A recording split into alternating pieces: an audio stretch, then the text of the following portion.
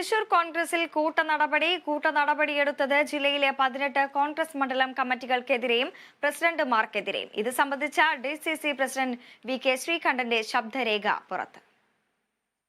കഴിഞ്ഞ യോഗത്തിലെടുത്ത തീരുമാനപ്രകാരം വയനാട് ഫണ്ട് പൂർണ്ണമായിട്ടും അടയ്ക്കാത്ത താഴെ പറയുന്ന മണ്ഡലം കമ്മിറ്റികളെ സസ്പെൻഡ് ചെയ്തതായിട്ട് അറിയിക്കുകയാണ്.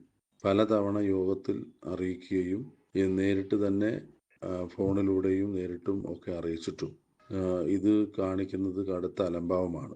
ഈ മണ്ഡലം പ്രസിഡന്റുമാരെ തലസ്ഥാനത്ത് നിന്ന് സസ്പെൻഡ് ചെയ്തതായിട്ട് അറിയിക്കുകയാണ്.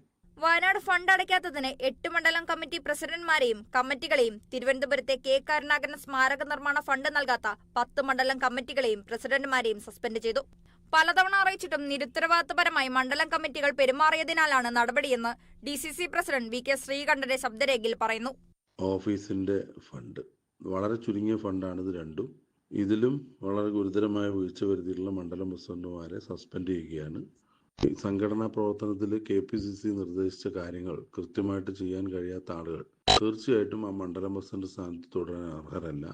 അതുമാത്രമല്ല, ഇതിൽ പലരും മണ്ഡലം കമ്മിറ്റിയുടെ ഭാരവാഹികളുടെ ശുപാർശയും കൊടുത്തിട്ടില്ല. അപ്പോൾ എല്ലാ അർത്ഥത്തിലും ഈ മണ്ഡലങ്ങൾ സംഘടനാപരമായിട്ട് മുന്നോട്ട് പോകാൻ പര്യാപ്തമല്ല.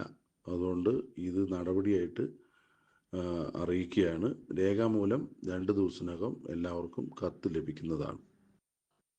വയനാട് ഫണ്ട് അടയ്ക്കാത്ത തിരുവില്ലാമല, കുഴൂർ, പൊയ്യ, വരവൂർ, താന്യം, അതിരപ്പിള്ളി, ചൊവ്വന്നൂർ, ദേശമംഗലം മണ്ഡലം കമ്മിറ്റികളെയും പ്രസിഡന്റുമാരെയുമാണ് സസ്പെൻഡ് ചെയ്തത്. തിരുവനന്തപുരത്തെ K കരുണാകരൻ സ്മാരക കെട്ടിടം നിർമ്മിക്കുന്നതിനുള്ള ഫണ്ട് നൽകാത്ത പാഞ്ഞാൾ, വടക്കാഞ്ചേരി, തെക്കുംകര, കോലഴി, അടാട്ട്, ചൊവ്വന്നൂർ, ആർത്താറ്റ്, പുന്നയൂർ, കോടഞ്ചേരി, മറ്റത്തൂർ എന്നീ മണ്ഡലം കമ്മിറ്റികളെയും പ്രസിഡന്റുമാരെയുമാണ് സസ്പെൻഡ് ചെയ്തത്. ഇത് സംബന്ധിച്ച ഉത്തരവ് 2 ദിവസത്തിനകം ഇറങ്ങുമെന്നും VK ശ്രീകണ്ഠൻ ശബ്ദരേഖയിൽ വ്യക്തമാക്കുന്നുണ്ട്.